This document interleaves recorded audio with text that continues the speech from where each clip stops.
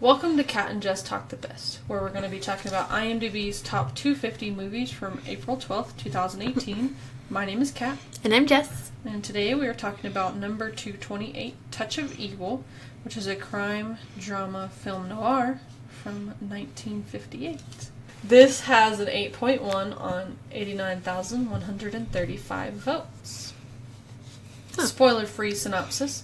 When a car bomb explodes on the American side of the U.S.-Mexico border, Mexican drug enforcement agent Miguel Vargas begins his investigation along with American police captain Hank Quinlan. When Vargas begins to suspect that Quinlan and his shady partner Menzies are planting evidence to frame an innocent man, his investigation to their possible corruption quickly put himself and his new bride Susie in jeopardy. Menzies is Pete, right? Yes. Okay. That's why I was confused. I don't remember them saying Menzies, but yeah, they do. Pete. Yeah. I just remember Pete. But I was having a very hard time focusing. I was falling asleep. Alright, so, directors. This is directed by Orson Welles. Classic. Yes. Actor. He's also directed Othello, Macbeth, and Don Quixote. Those are just some of the ones he's directed. He also stars in this. And he stars alongside Charlton Heston and Janet Leigh. Yep. Some big names in that film. Yeah. I was like, top 3. I was like, whoa, okay. Yes. That got me interested. Obviously I know Orson Welles. And I recognize Charlton Heston's name, but the other ones I don't really recognize. Have you seen Psycho? Yes. Janet Leigh is in Psycho. What kind of question is that? I'm just telling you. She's in it. She's the one that gets... Oh, she's the girl at the beginning? Yes, and Charlton Heston... That's why she looked familiar. Yes. This came out before that did. Oh, okay. And Charlton Heston, you might know from Ten Commandments, Ben-Hur. Oh, okay. I've seen Ben-Hur's on our list. I've seen the trailer for Ben-Hur. The original. Let's see. What else that you might know him? Planet of the Apes. Oh, the original yeah, Planet of the Apes. Yeah. He does a lot of voice acting sometimes too. I'm trying to think what you would think of. His voice was familiar. The narrator from Hercules. Yep. There we go. There it is. That's it. There we go. I was like, find a Disney movie. There it is. Okay. We're good. Yeah. So Rotten Tomatoes, the average rating is an 8.9. It is 96% fresh rating. So 72 critics reviewed it. 69 of them liked it. 3 of them did not. And this also has a 99 on Metacritic, isn't that? Yes. That's it. So it's close to being perfect on Metacritic. Close. Because there's very few that have 100 on Metacritic. Very, very few. I think so far we've had 2 that have 100. Yeah, 2 that have 100 on Metacritic. Mm-hmm. The Wizard of Oz and 3 Colors Red. And only between those 2 did 3 Colors Red have 100 on Rotten Tomatoes as well. Yeah. So. That was a good movie. Yeah, that was. I liked that one. But yeah, it's hard to get 100 on both of these. That's very true. So, Too Fresh, Dave Kerr, made in 1958. It was Orson Welles' last Hollywood film, and in it he makes transcendent use of the American technology his genius throve on. Never again would his resources be so rich or his imagination so fiendishly baroque. Was that really his last Hollywood film? No. Probably one of his last films he directed, majorly. I think that's... Or maybe... Was it his last acting one? No. Maybe then he's talking about last Hollywood directed. Yeah. That's what it's looking like. Because he may have made other films, but it may not have been in Hollywood that he made them. Yeah, you're right. That's what I was looking. I'm like, there's other films he's done. Yeah, I think that he meant last one he made in Hollywood. Because he was just so fed up with it. He was. Yeah, I can see that.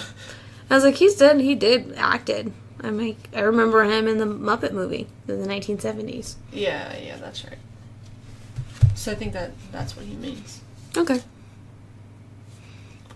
Michael Wilmington.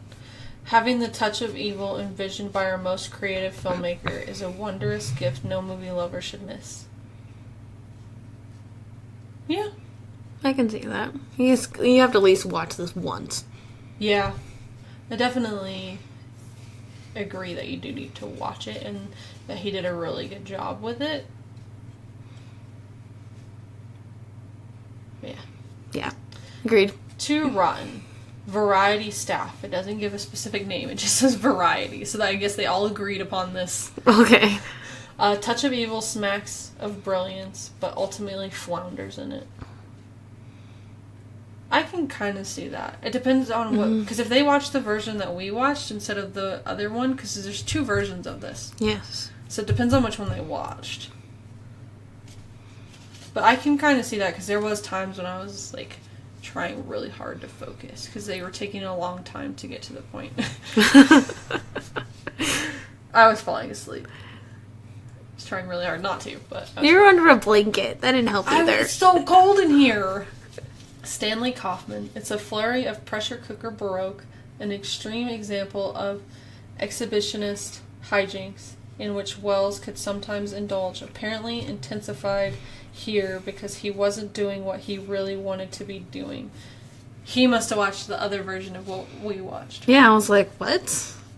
Because the one we watched was the one, it said at the beginning, this is what he wanted. Yes. So this must be, he was talking about the other one. I think so. I was like... That doesn't... Because they did change this movie. Yes. They changed it quite a bit, apparently. Yes. So the consensus, artistically innovative and emotionally gripping, Orson Welles' classic noir is a visual treat as well as dark, sinister thriller. Yeah, I can see that. It's not sinister the entire time, but at the end... No, the end, it's like, whoa, okay. Definitely the end gets that dark, sinister thriller bit. So the income. Only 2 things I could find was the domestic income. $2,247,465. And its all-time domestic rank, 6,635. Hmm. Yep. So, awards. Won 6 awards. None of them are Oscars. None of them are Grammys. None of that. So didn't win anything for music, as far as I could tell. The Los Angeles Films Critic Association, a special citation to the team behind the restoration of the film. So I don't even think that counts as a award towards the film. Okay. It has been preserved by the Preservation Board, National Film Preservation Board. Nice. Which is good. That is. The National Society of Film Critics Awards won a special citation for bringing Orson Welles' already classic movie closer to his original vision. So that's an award for the people that helped him make it more what he wanted, rather than what it was. I love it says for like the reworked version. Yeah. We have the reworked version. Yeah, we did watch the reworked version. New York Film Critics Circle Awards. That tells you how much of a difference it was. Yes. If it has to specify which version. So literally, all these awards are from like years later. Yeah. This is the restoration, that one. So that one I don't think really counts. So the New York Film Critics Circle Awards, it won a special award for the reworked version, which is the one we watched. Online Film and Television Association, it won for the motion picture, and it is in the Hall of Fame for the Online Film and Television Association. And then Society of Camera Operators. There's a historical shot. I guess somebody made a really good camera shot. I'm thinking. I don't recognize any of it. Like, I mean, I've seen bits and pieces of this before from my film class, but I don't recognize it. So, I don't know. I think maybe like that long tracking one at the beginning. Yeah, probably. Because that one lasted a long time. That was a couple minutes. Yeah. Alright, so initial thoughts. This is both our first time watching it. First time. Very first time. Yes. I liked it. I was having a hard time focusing. I was falling asleep, but like we said, I was under a blanket because it's really cold in here. In the recording studio, aka my office. Yeah. I will admit it's a little cold in here. Still. But yeah, I liked it. Again, first time seeing it, but 3 big actor names in it kind of draws you in. Yeah. I mean, I've always been wanting to watch one of Orson Welles' films. Mm-hmm. And this is my first one I've seen. And I already like him. And I've already seen Charlton Heston and other things, so I already knew he was going to be good. And I already seen Leigh and other things. So I knew it was going to be a good movie. And it was. I liked it. I really did. Definitely want to watch it again. I think I might have missed some things. For sure. I probably won't watch it again. But that's just me. Yeah. I mean, I liked it. It was decent. But... there's a lot of films we gotta watch. So. Yeah. And I watched the same movie over and over quite a bit. Alright. But yeah, I think it was pretty good. Yeah. Spoiler alert! Spoiler alert! Spoiler alert! Spoiler alert! Spoiler alert! Spoiler alert! Alright, that was your warning. If you haven't watched the film yet, then stop listening and come back once you've watched it. So, the first thing you see is this guy, and he's like winding a bomb, and for a minute, I was like, he literally put that on 4 seconds. He's gonna die. Yeah. And I'm like, no, that's a couple minutes. Yeah, I was like, wait, nope, that's minutes. That's minutes. That's not a seconds timer. It's like, hold up. That's minutes there. And then so he goes and puts the bomb in this trunk of a car. And this man and woman go in the car and they, like, drive away. And then it goes to, like, this other couple that you see that are walking, like, right near the car, too. So it's like, they're, like, right by each other. Yeah. And they're both trying to cross, it looks like, into the United States from Mexico. Yeah. It looks like it, or, like, vice versa. I don't know. It's kind of confusing sometimes. I will admit that. I'm like, okay, what side are we on now? Yeah.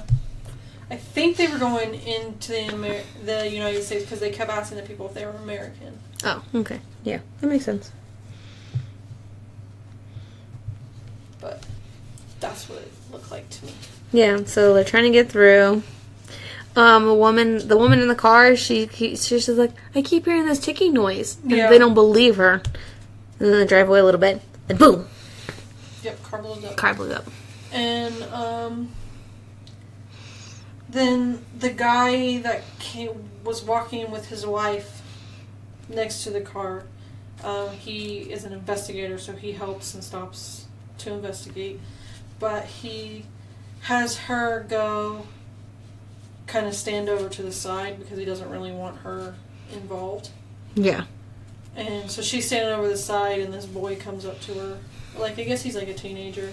Probably 17 or 18 or so. Looks like a punk to me, but... Yeah. Well, he's definitely some kind of gang type thing. True. Like a family gang. Yeah. That you'll relearn about later. Yeah. And he gets her to follow him while the husband is helping with the investigation of the car blowing up. Yeah.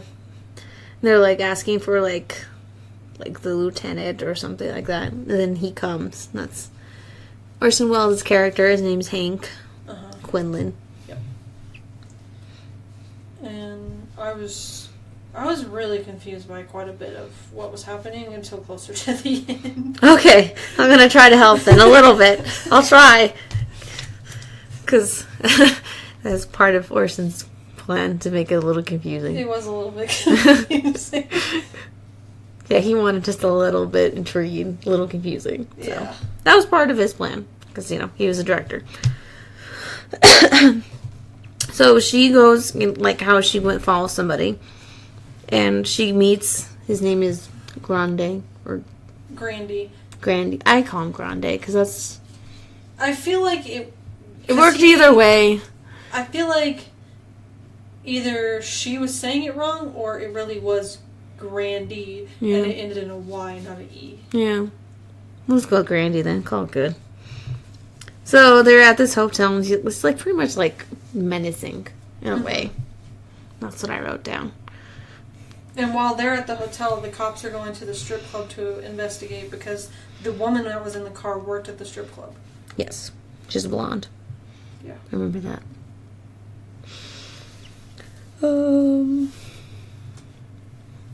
Yeah, I'm so confused. So then she's like, are you done? Because they're menacing because of her husband. Because Grandy's, was it his brother? Yeah, is on his trial brother. for like narcotics, and her husband's going to testify. Yeah, because he was the investigator. He's going to testify. And so, like, a little bit of menacing there. Not wanting him to do that.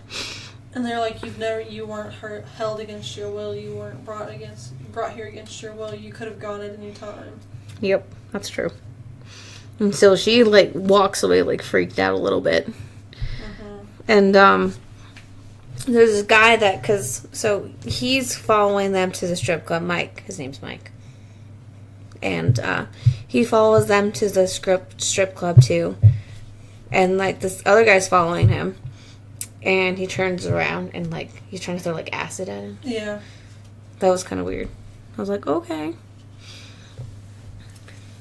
It's like they're trying to kill him to keep him from testifying, to keep their person from going to jail. Yeah, that's what it seemed like to me, too. So then you see Miss Vargas is in the hotel room, and she's taking off her jacket or something, and this guy's like shining a light in on her. I was like, that's So kind of pervy. She gets mad and turns the light on. He's like, "Here, how about that view?" I was like yelling at him. I was like, oh, snap. Well, I mean, I probably did, like, the same thing, too. And then so he turns off the lamp, or the flashlight that he was shining in there, and then she pulls the light bulb out and chucks it at him. I was like, yes. That made me giggle. And, so Mr. Vargas goes back and he's like, well, can we turn on the light? She's like, no. She's like, well, why can't we turn on the light? Like, there's not a light bulb. There's no light bulb there. And he just doesn't even question it. He's It's like, like, okay. yeah, okay. And, like, there's that, then there's Grandy's talking to, like, the guy that put the bomb in the car. He's like, he's like, you didn't put it in the right one, Oh, yeah.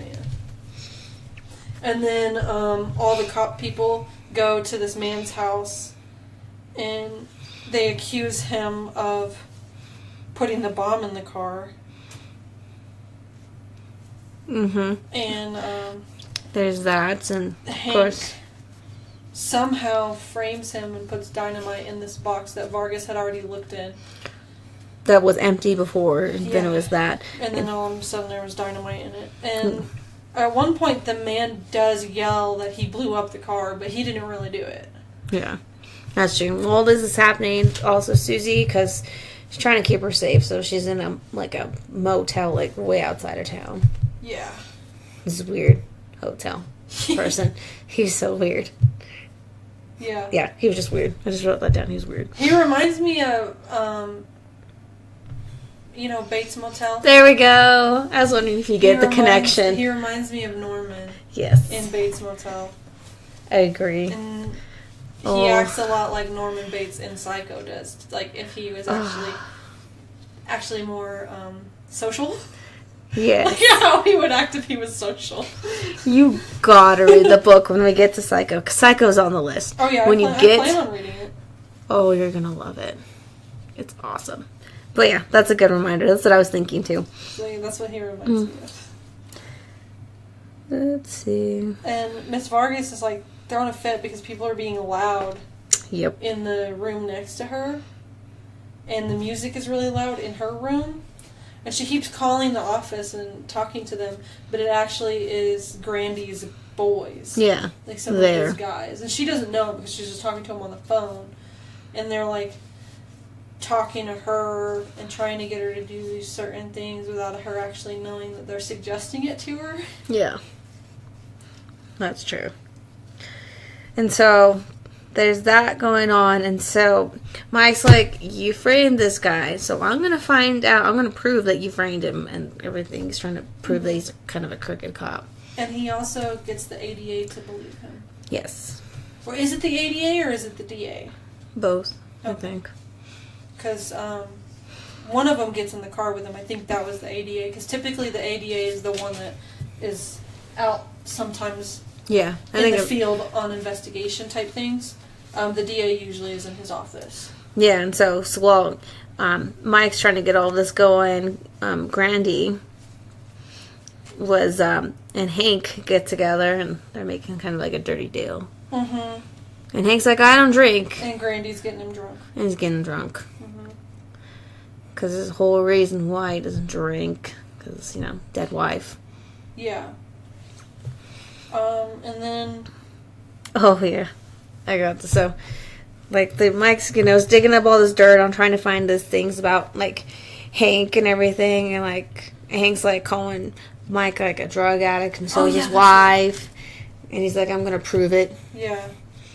And that's where the dirty deal comes in. Mm-hmm. And then, back at the hotel that Miss Vargas is at, Grandy's men and the people that were in the room next to her kind of attack her. Yeah, they surround her and make her look like she'd been on drugs and everything, even though she wasn't. They drugged her, They really. mess up her room and throw evidence of drugs around because they're trying to make it look like she and her husband are drug addicts. Yeah, but they're not. And Mike's looking through all the records, too, and finding proof that, they've been doing this, him and his partner, Pete, have been doing it for a while. And Pete approaches him and is like, I've never done that. Yeah. He's like, well, then how come all this evidence always gets thrown out? He's like, it's always him. It's always Hank. And so... Mr. Vargas, Mike, is his name Mike, right? Yeah. He goes back to the hotel that his wife is at and is looking for his wife and Norman Bates 2.0. I like that. Norman Bates 2.0 is nobody's been here. Because he was threatened. Yeah, and I felt like he was high, too. Yeah. That's what I thought. Because he was just kind of sitting there eating his sandwich, messing with the music, and then Mike comes in, Mike Vargas comes in, and is asking about his wife. He's like, "There's nobody's here." And it's like, "Well, let me see the registry or the registrar." And there's no one written down. It's like, there hasn't been anybody here registered in a week. It's like, oh well, it's the slow season, So, yeah, I was like, the dude's totally high. That's what I thought. I'm like, he's high off his ass. He is. So, you see that Grandy has Mrs. Vargas. And she's passed out, drugged. And, not really clothed. Yeah. Excuse me.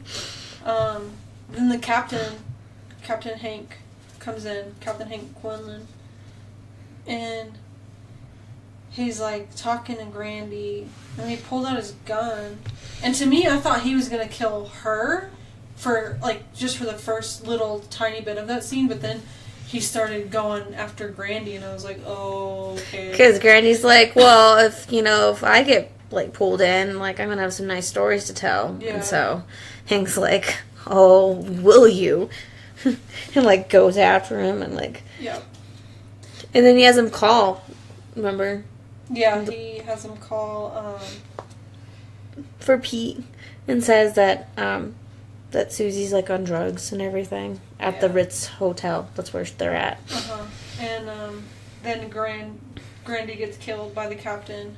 Strangled with this. Because he said strangling is how you should kill someone, because that's how his wife was killed. And it's quiet. And quick. You don't leave any prints, he said. You don't leave prints on rope. You don't leave prints on rope, but DNA. Yeah, But this is the 50s. DNA wasn't a big deal at that point. that's true. So, and like, dead person in the room, and she wakes up and she freaks out. flips out because she sees a dead person, like, hanging over her. I'm like, well, I think I would probably freak out, too. Yeah. And, like, it seemed like his eyes were, like, open still. Yeah, his eyes so, were open still. that's just freaky. It is. And then she's, like, yelling out on the fire escape to help someone to help her. We're all just waving at her. They're like, hey. Yeah, like, Mike, like drives by and, like, doesn't even notice his wife's, like, screaming her head off. I was like, how can you not recognize her? Yeah. Because he's more focused, I guess. I don't know. He finds out that she's being charged with a murder. For Grandy's murder. In drug possession. Yep. And,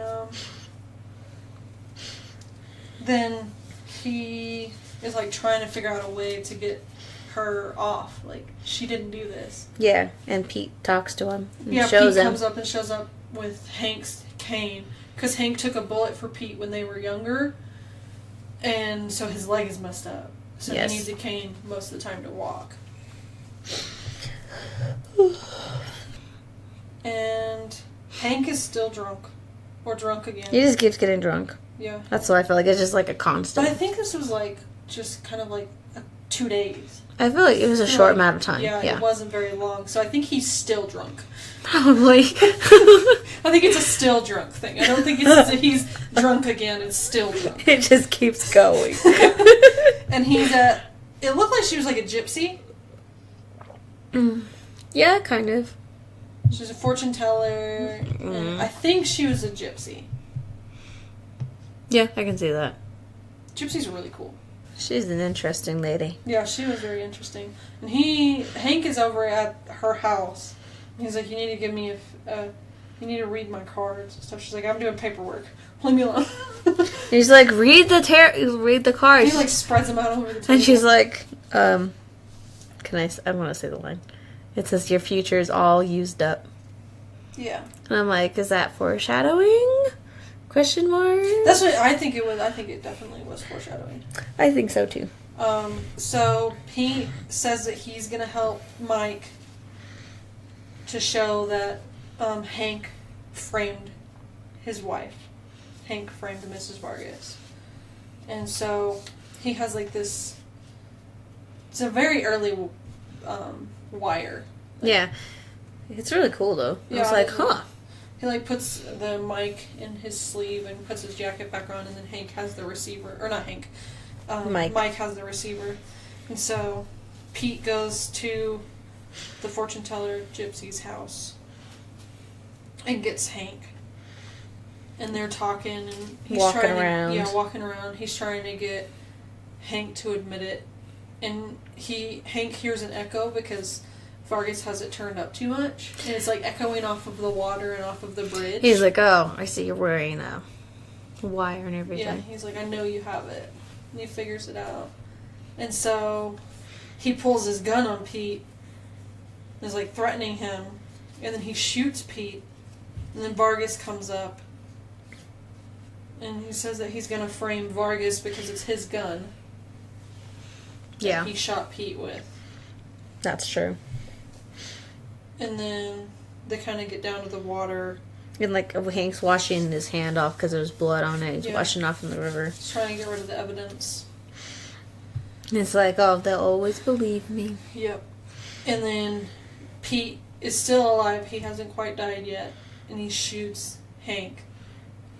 Yeah, because Hank shoots at Mike first just to get him to turn around. He's like, I don't want to shoot you in the back. Yeah. I'm like, well, that's kind of noble in a way. Yeah. That's not...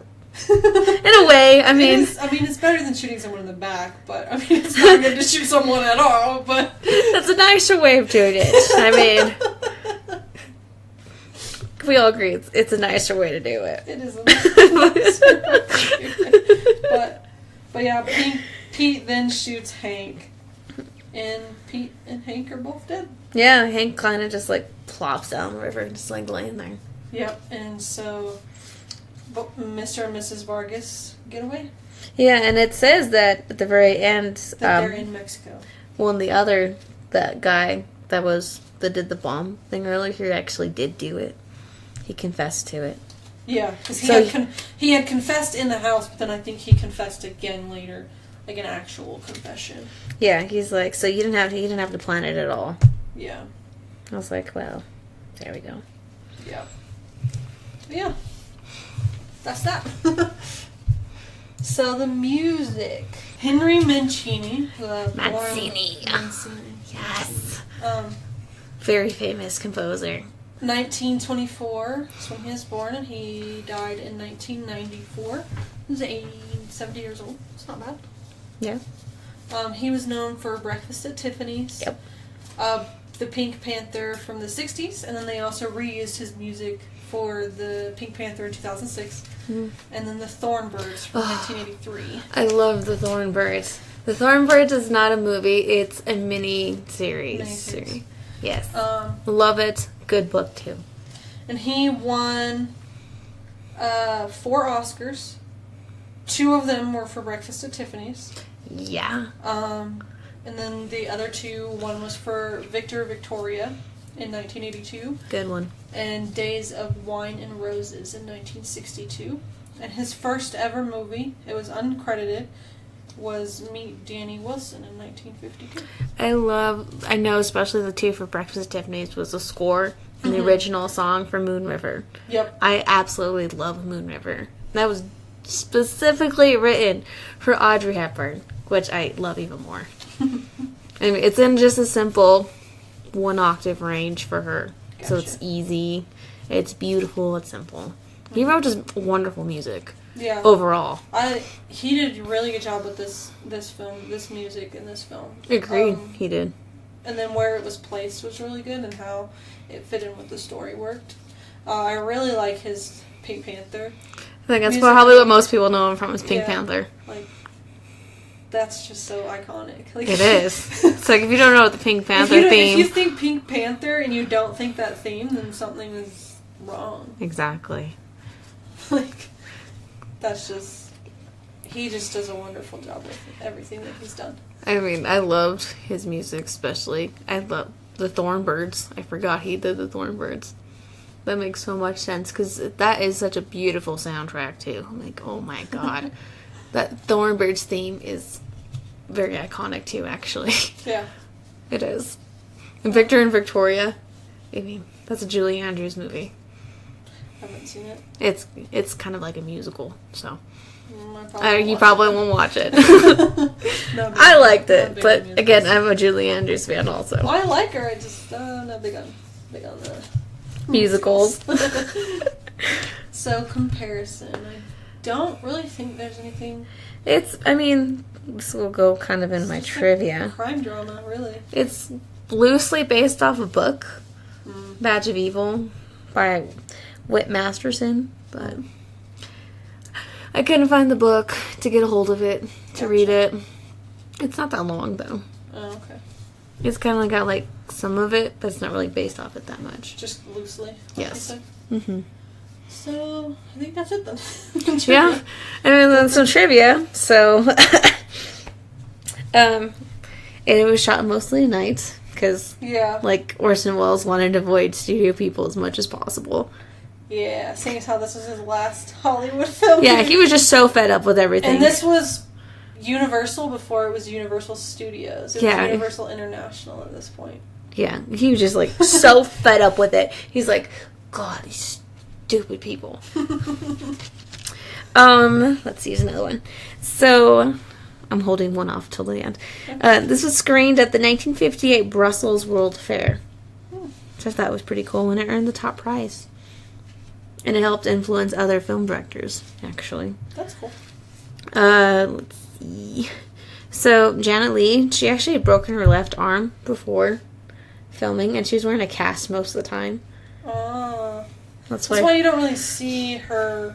You see her face a lot? You don't really see her arms. If, like, you see, like, any of her arms... Her chest up, really, is what you see. They sometimes, like, they hit it really well. It's that her arm was broken, so... And my last one, so most people, they recognize Orson Welles when he was a lot older and he's more heavier set. That's how I recognize him. Well, in this one, he actually wore a lot of makeup and prosthetics. Like, they put pounds and pounds and pounds of prosthetics on him. Pretty much like a fat suit. Yeah.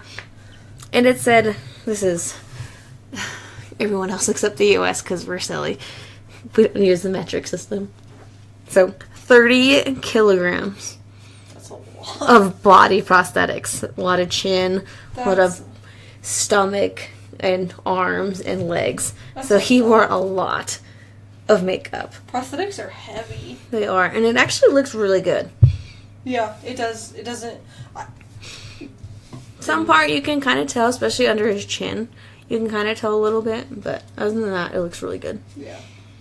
Well, it's easier to hide mess-ups in prosthetics in black and white than it is in color. Oh, God, yeah.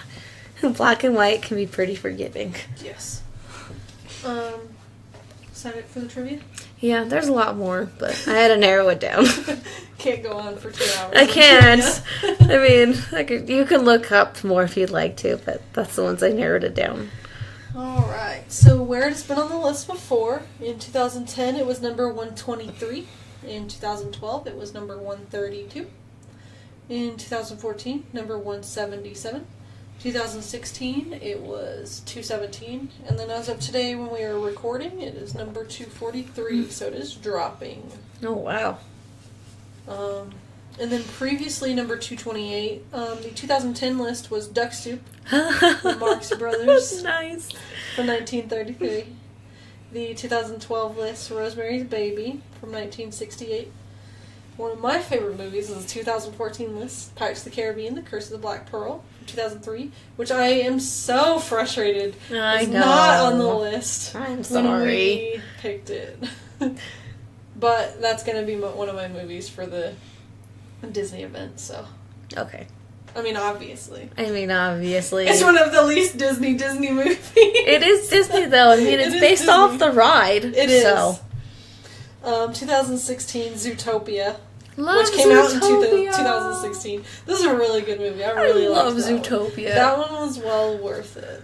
Oh, I love it. And then as of today, when we were recording, Dead Poets Society is number 228. Oh, so it's gone up. I was like, that climbed. Yeah. Nice. Our favorite line. I have 2. Okay. I have this. So when Mike's trying to get a hold of his wife, he goes into this store and this blind lady. Oh, I wrote this one down too. And I really like this sign that she has. It says, "If you're mean enough to steal from the blind, help yourself." Yeah, I wrote that one down too. That's a good line. Then my other one, Hank was being pretty mean and sarcastic. He's like, "The halo looks really pretty on you. Soon you'll be flapping your wings." Yeah, that was funny. I was like, oh, snap. So those are my 2. Those are good ones. I wrote down the first one, the blind one. The other ones, your future is all used up. I liked that one. It's a good line. And then, that wasn't a Miss Vargas. That was just to turn you around. I don't want to shoot you in the back. Those were mine. Okay. I think we're going to go with the blind one, though. I like the blind one. On that one. Agreed. So, I like that one. If you're mean enough to steal from the blind, help yourself. And our rating. I'm giving it a solid 7. 7? Alright. Well, it's my first time watching it, so I didn't know really what to expect. I will admit, like you said, sometimes it was... You had to really focus on the plot and the story to really know what was going on. And I will admit sometimes it was a little confusing. Yeah. Especially in the beginning, because it just goes right into the movie. There's no credits. Does. He did that for a reason. He didn't want people distracted by the credits. So that's why they're at the end. That makes sense. So it goes right into it. So, honest, a 7. Alright. I gave it a 6 because I did... For probably the first hour, I was having a really hard time following it. But then the last hour, it was amazing. It was great. I liked it a lot, the last hour. Yeah, the last part of it gets really good. Because the beginning of the movie, I was like, this sucks. Like, I hate this. Yeah. And then it got into the last hour of the movie, and I was like, holy crap, this just redeemed itself. Yeah, I will give it that. It does. So, yeah, I gave it a 6. Alright, that's fair. Just because I was like, I have to get past the beginning part. It dropped. Oh, you dropped your pen. Yeah. Whoops. Whoopsie daisy. We're good. But yeah. Alright, so our next film is Gandhi, which is basically kind of a biography film. Kind of. It stars Sir Ben Kingsley as Gandhi. But yeah, it's basically about his life. It came out in 1982. It's our next film. And our premium episode coming up this month, both of us are going to pick either one actor or one director from movies we have already seen.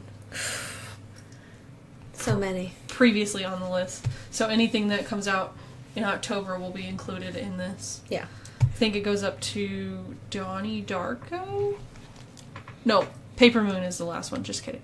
Yes, Paper Moon. Paper Moon will be the last one included in this. So, any actor, director in those in the last 25 that we've watched will be for this premium episode this month. Our September one is already out. It is one of the two of our least favorite movies. You can guess. My least favorite. I was like, just it's Cats. We'll be doing another least favorite, but it'll be the next round because we have 5 different topics we're going to be Yeah. just about 5 different things we're going to be doing. So it'll be the next round. Hopefully it'll be one of hers. Hopefully just it'll do voting. She's like, hopefully it's... And also in October we have our Halloween event. So that's going to be coming up on Halloween. It'll come out in the morning, so you'll have some stuff to listen to on the day of Halloween. And it is 2 of my favorites and 2 of Jess's favorites. Yeah, I'm excited. If you pay for premium, you will get uncut episodes, early release of the episodes, which they'll come out on Monday instead of Friday. And then also you'll get a special monthly episode. Once every month we'll put something out, and that is at $1 a month. And then for $5 a month, you will get all of those, plus be able to be in your choice of a movie for every 50 movies. As long as, you get there in time. Yeah. Hopefully you get there in time. But you'll get to join us for up to 5 movies if you pay $5 a month. And, like I said, and then we're still running our contest. One person out of every 10 that leaves a positive written review will be randomly selected to join us for a movie of their choice. So get to leaving reviews. Yes, they help us, so please. Yes. And where to find us? So you can find us on Twitter, Facebook, and Instagram at Cat and Jess Talk the Best. Our email is catandjesstalkthebest250@gmail, and our website is catandjesstalkthebest.podbean.com. Yep. And you can find the show pretty much everywhere now. Actually, yeah. Everywhere. Pretty much. iTunes, Spotify, Google Play, Stitcher. And also every episode forever will be on Podbean. So if you ever feel like you want to go back and listen to the first one and we're on number 198, you can just go back and listen. Back to Podbean and listen. And our opening music is by Audio Binger. So any music we ever have is by him. You can find him Facebook, YouTube, and he has a website, audiobinger.net. Yeah, check him out. She has a porg. I do have a porg. He's so cute.